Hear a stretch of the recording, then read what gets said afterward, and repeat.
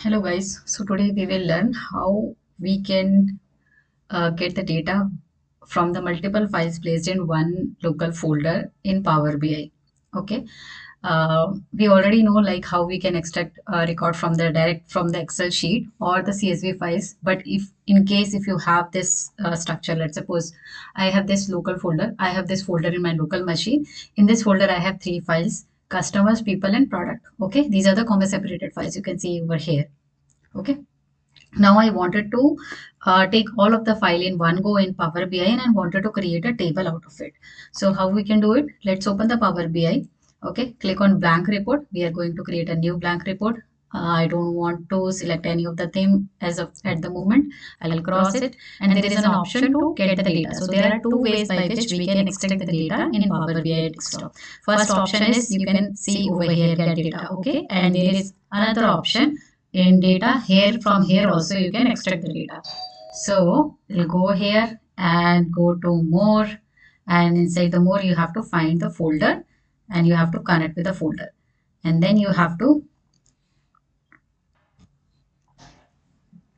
so here we have to take the folder. Okay, so my folder is placed in the data desktop. I need to locate that folder. Come over here. This is the folder. Inside in this folder I have three files, so I need to give the path of the folder, not the file. So here I have given the path of the folder. Now you can see all the three files which is available in this folder is present here. Okay, customer C 1000. So actually the naming convention says we have 1,000 records in the customer CSV file.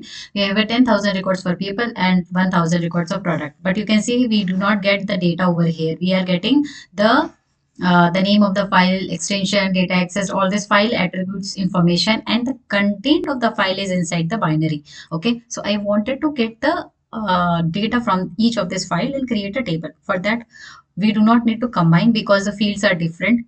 Okay, we have to transform it because I need to extract the data from the binary and I need and after that I need to load it. Okay, so we cannot directly click on load. In this case, we have to click on transform.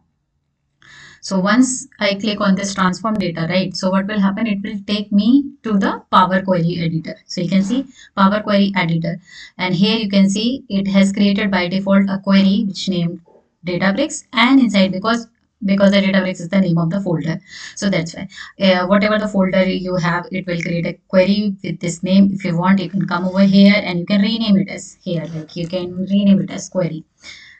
So it will rename it, but we do not need to focus on this. We have to focus on this three file, how we are going to extract it. So what we can do, we want three tables, right? One table for customer, one table for people, one table for products, but this query is having all this. So what we can do is we have to duplicate this. Okay, three times we will do it.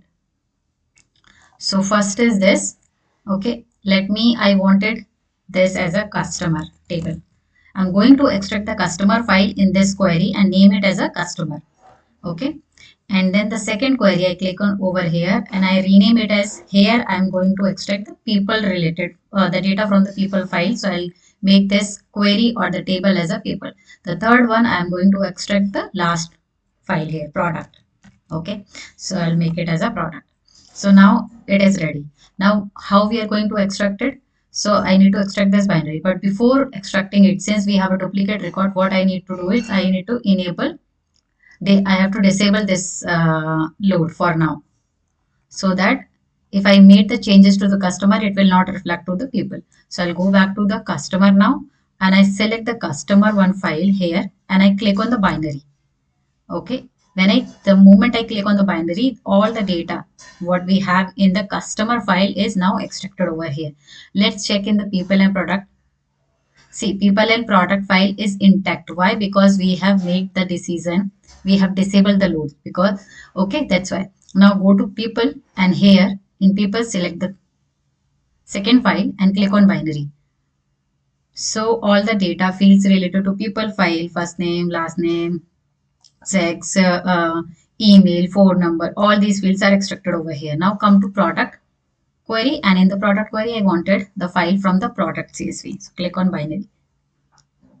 Okay, here all the data related to the product you can see: index, name, description, brand, Okay, category, product price, all related. This table contains the data related to product. This contains with people, and this with customer. Okay, and if you see here, these are the file how it is available. It is checking the health of my each of the field, how it is in coming. So if you go to view and click on column quality, it will check the column quality. If you wanted to see it, you can keep it like this and you can see it. And then once this will be done, what you need to do it, you need to come here, enable load. Again, we have to enable load because now we are okay with this files and we wanted to load it into our model, Power BI model. So I enable it first, go to home and then close and apply. So the moment I click on close and apply, it will load all the data from customer, people and product which we have extracted, okay, from each of the CSV, see loading the data. And once it will load, it will be available. See 1000, 10,000, 1000 records. And if you see here, it will appear over here in the data. So this is our model part and you can see here. You can see 3 tables has been created here from the CSV and we are successfully able to read the files. Now we can come here and we can see the table. If you select the customer, you can get the data of the customer. If you select the people table, you will get the data of the people. And if you click on the product, you will click and see the details of the product. So this is how we can extract the files from the CSV, your binary content from the CSV, and you can read the multiple files in your local folder. Now this folder could be in local system and it could be in the SharePoint location as well. So the process is almost same. Thank you. Hope this help you. Bye bye.